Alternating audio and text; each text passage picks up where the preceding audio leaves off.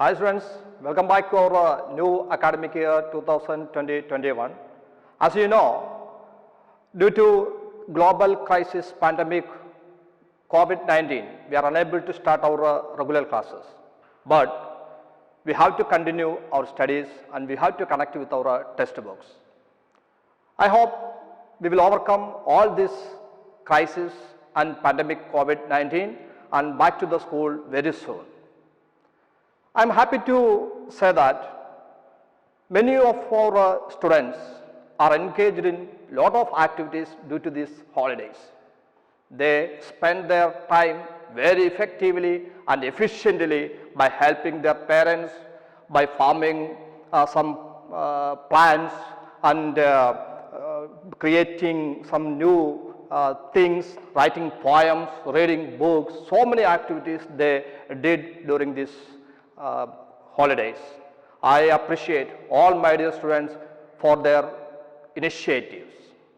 Now, while doing all this work at home, our students, you utilized many things. All these things are available from your own surroundings. Today, we are going to discuss about how we convert things which are available in our environment into more effective resources.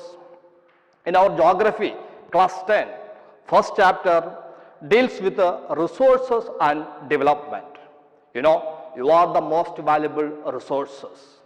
But in our environment, there are a lot of things. We human beings converting these things into more valuable resources. That is called as what? Resource development. Our first chapter in geography, we discussed about how resources are utilized, how things are converted into resources. Let us move back to our own lessons. First of all, children, what is a resource?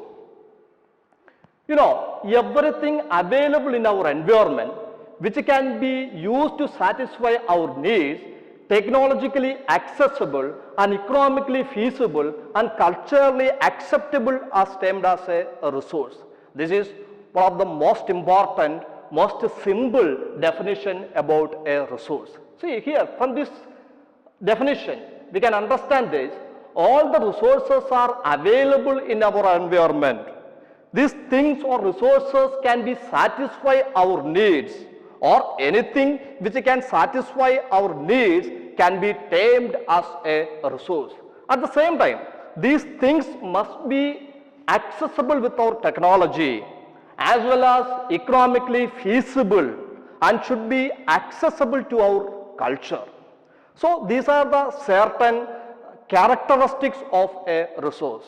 Let me point it out one by one. Listen, as we said, everything available in our environment is termed as a resource. But at the same time, resources has some qualities like, you know, it must satisfy our needs. Human beings, we have a lot of needs. We are converting things which are available in our environment to satisfy our needs. So that is one of the most important characteristics of a resource. At the same time, we human beings, by utilizing our technology, we are converting things into more valuable products. That means all the things which can be accessible with our technology can be termed as a resource. At the same time, it should be accessible to the people. That means, all the people, rich and poor, must access these things or resources with their own economical standard, economical status. That is another most important quality of a resource. At the same time, culture of countries, culture of nations are different. The things which can be satisfy our culture, which can be accommodate with our culture, which can be go together with our culture is also called as a resource. So this definition is very important to satisfy our resources. Dear students, as I said, things are transformed into resource. You know, there are many things available in our environment. Human beings are, as we said, with our technology, we are transforming these things into our resources. This transformation of things into resources involves an interdependent relationship between nature, technology, and institution. Human beings are utilizing the things available in our nature with our technology. That means not to make these things into more valuable products, human beings are developing our own technology and converting these things into more and more valuable products. That is one kind of interrelationship between nature and our technology. As well as, in order to distribute these resources to the common people, we formed some institutions. Through these institutions, human beings are distributing these resources to the common people as well as for our needs. So this is a process of transformation.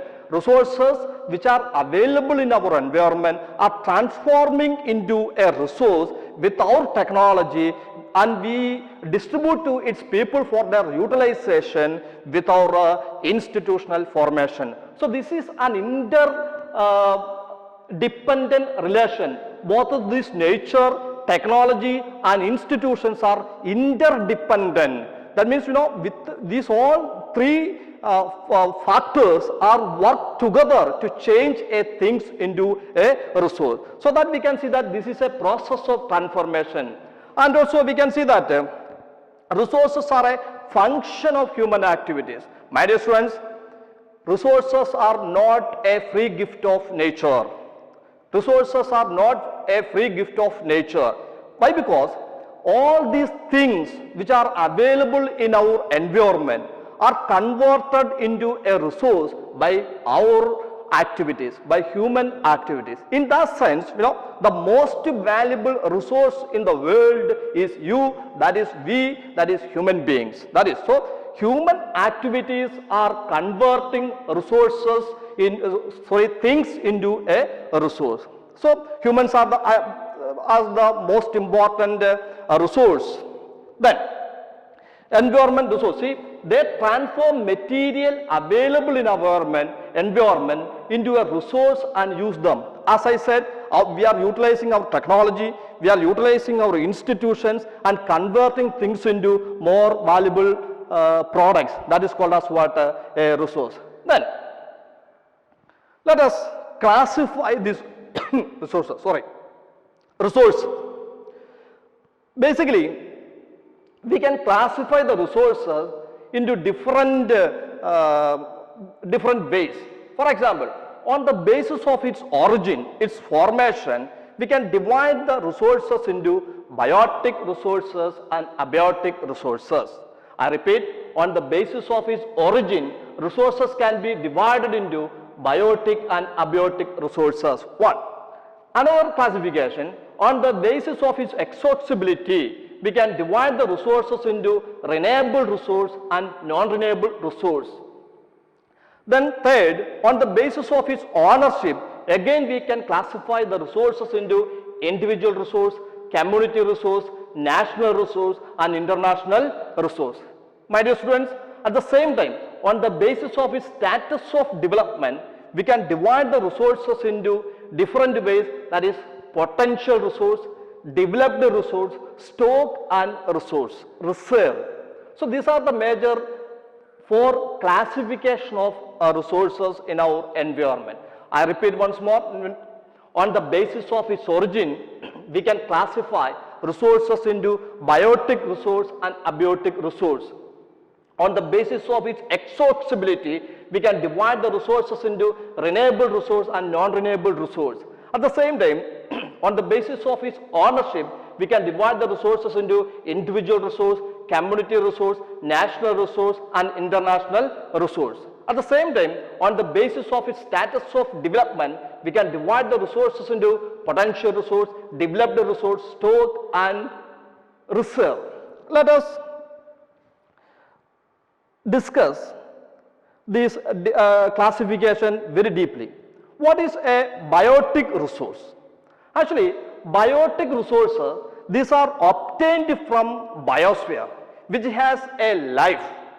So that is such a kind of resources are called as what? A biotic resource. These are obtained from our immediate surroundings, which has a life. Or we can say that the resources which has a life is called as what? Biotic resource. Example, flora and fauna available in our environment, our forest world, our livestock, etc. are comes under a biotic resources. So listen, biotic resources are obtained from our immediate surroundings or from biosphere, and which has a life is called as what? Biotic resource. Example, as we said, flora, fauna and our livestock, etc. Then the second one, abiotic resources.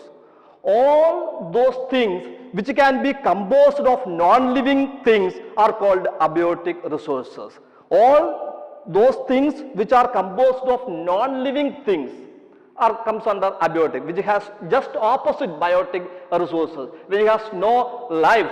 At the same time, these are also available in our environment, but it has no life.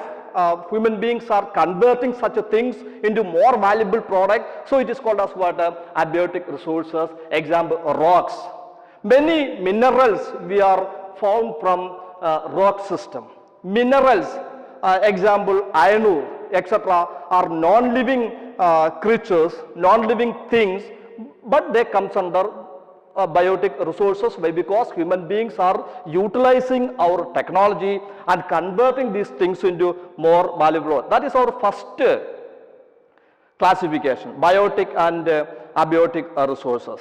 Students, our second classification, basis of exhaustibility. That means, that is according to its utilization, its formation, we can say. Renewable resource. Such resources can be replenished very easily. So, because if we utilize that resources, its amount, its deposit automatically reproduced by nature itself. Such kind of resources are known as what? Renewable resources. See, which can be renewed, reproduced by physical, chemical or mechanical process. Or due to some chemical process, we can reproduce such resources. Its amount is not limited. For example, water. If we conserve, if we utilize more and more water, but naturally what happens, its amount can be increased. It is not limited. That is one of the most important quality of a renewable resources. Once more I repeat you that it can be reproduced very easily by natural process. By mechanical process we can reproduce. That means the utilization of such resources never affects its formation. Automatically it can be reproduced. Example, as we said, solar energy, our wind energy, our water resources can be reproduced very easily. Then next subdivision, non-renewable resources. See, the most important thing is that these are the resources which take millions of years in their formation. That means overutilization, overexploitation of such resources may affect its deposits. If we utilize it without any discrimination, indiscriminate utilization of such resources affects its deposition. Deposit. Such a kind of resources is called as what? Non-renewable resource. Example, crude oil. If we continue this utilization of crude oil without any discrimination, without any limits, its amount may be decreased forever. So, planning is very essential for the utilization of renewable resources as well. As we said, crude oil is an example, ore is another example. Let us move back to third category of resources, that is ownership. There are four types of resources on the basis of its ownership. First one, individual resources. What is it? They are owned privately by individual. These are the resources which are owned by an individual or a group of individuals together. For example, all of us might have our own land, our own farming areas, our own cultivatable areas, net zone area. These are owned by we people. So such a kind of example is an example of individual resource. The resources which are owned privately, which are owned by an individual. In urban area, we can see that flats or houses owned by one or two persons is another example of individual resources. Second category, community resource. These are the resources which are accessible to members of all community. This is not limited, the ownership is not limited with one or two persons. In fact, a community or a group of people who are living in a community together own such a kind of resources. Example, our public park, the authority or the ownership is not limited with one person. It is not limited with a group of people. It can be owned by a community or the people who are living in that particular area. Playgrounds, burial grounds, etc. are the examples of community resource. Next, national resource. Technically speaking, all the resources belongs to the nation. We human beings are utilizing the resources based on an agreement. That means, at any time, government can encroach our land for public utilization. We are paying a small amount as a tax, and our ownership is limited with an agreement with the government and we people. So that is such a kind of resources, national resources. Because if we wanted to do something in our own land, we need permissions from the government, or it is need to take licensing from the government. Such a kind of resources which are owned by the nation is called as what? National resource. So let me see what is international resource. These are the resources. There are some international organization, there are some international agreement to conserve some resources. Example, the utilization of some of the resources between different countries are controlled by or monitored by some international organizations. Such a kind of, for examples are called as what? International resources. Once more, I repeat you that, international resources, the resources which are monitored by international organization.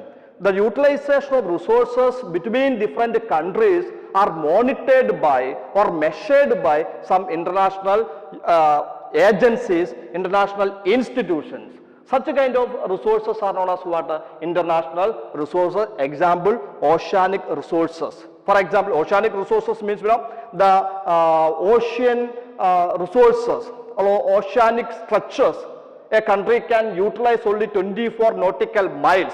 Such a limitation is there. These limitations are set by international organizations.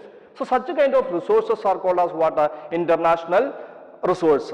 Okay, remind you, based on ownership, resources are divided into individual resources which are owned by an individual together. Second one, community resource, the resources which are owned by a community together. Third one, national resources. As we said, technically speaking, all the resources are owned by the nation. We human beings are utilizing, or the citizens are utilizing those resources with an agreement between the nation and the people. Such a kind of resources are known as what? National resource. International resource, as we said, resources, its utilization, its trade, or its transformation, etc. are controlled or measured by some international organization. So these are the different 4 types of resources on the basis of ownership. Then the last one, on the basis of its status of development. Status of development means different stages of development. See, as we said, all the resources might have its own stages of development, its own strategies of development. For example, potential resource. What is meant by potential resource? Resources which are found in a region but have not been utilized. You know, the resources which are found in a region, the presence of resources, its amount, its quality, its quantity, etc. are surveyed, estimated, but have not been utilized. We are not started to utilize it because of various reasons. Sometimes we may not have enough technology.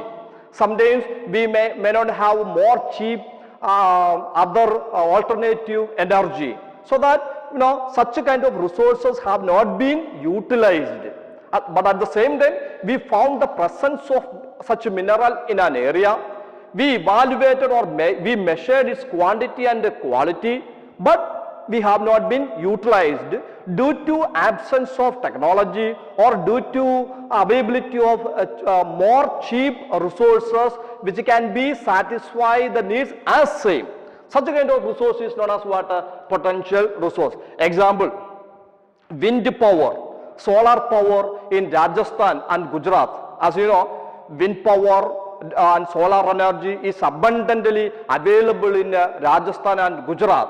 But it is not utilized effectively. It is not effectively we cultivated due to many reasons. Why? Because maybe its cost of extraction, its availability, or maybe some other technological issues, or maybe some local problems. We are not started its utilization. Such a kind of resource is known as what? Potential resource. It has the capacity to satisfy our needs as well. But due to various reasons, we are not yet started its utilization. Such a kind of resources are known as what? Potential resources. Example, as I said, wind power, solar power, etc. In Rajasthan and Gujarat. Then developed resource, second category. Resources which are surveyed its quality and quantity have been determined for cultivation or utilization. Its amount, how much, its quality, how good it is, or its purity, etc. are surveyed. Its cost of extraction is estimated, and we decided to utilize with our available technology. We started to utilize that resources. Such a kind of resources is known as what? Developed resource. One small lesson, we evaluate its quality, its quantity we surveyed, and we decided to utilize with our available technology. Such a kind of resources are known as what? Developed resources. We have enough capacity, we have enough technology, we have enough human power to utilize such a kind of resource. So that is another kind of resources based on its development is called developed resource. Then another category, stock. Resources which are not being utilized due to absence of technology. See, resources, its quality, its quantity, its utilization, its use for human beings, or etc. Very clearly we studied. In other words, we estimated its quality and quantity, but which are not being utilized due to absence of technology. One example, water, H2O, has lot of hydrogen and oxygen. These two have lot of utilization for human life, but there is an absence of technology to convert oxygen and hydrogen from water. So that what happened? We are not started to utilize this hydrogen and oxygen separately from water. That is, but in future we may utilize with efficient technology such a resources. So such a resources is known as what? A stock, a reserve. resources which can be put into use with the help of existing technology, but we reserved it for future. See, the resources which can be put into use with the help of existing technology. Our existing technology is very useful, very effectively we can utilize such resources, but we reserve it for future needs. Because there is an availability of alternative resources. So such a kind of resources is known as what? A reserve. I repeat you once more, potential resources. Resources which are found in a region is quality, is quantity, estimated, but have not been utilized. Developed resource. With our technology, we can utilize it, but its quality and quantity estimated, we decided to utilize. Stock, which have not been utilized due to absence of technology. A reserve, resources which can be put into the use with the help of existing technology, but we reserve it for the future need. So these are the major classification of resources. Okay, so this is a small topic, small description about the resources and development in our first topic. Okay, let us wind up our today's chapter. We will meet you next class to discuss more about our resource and resource development. Go through these chapters. Thank you.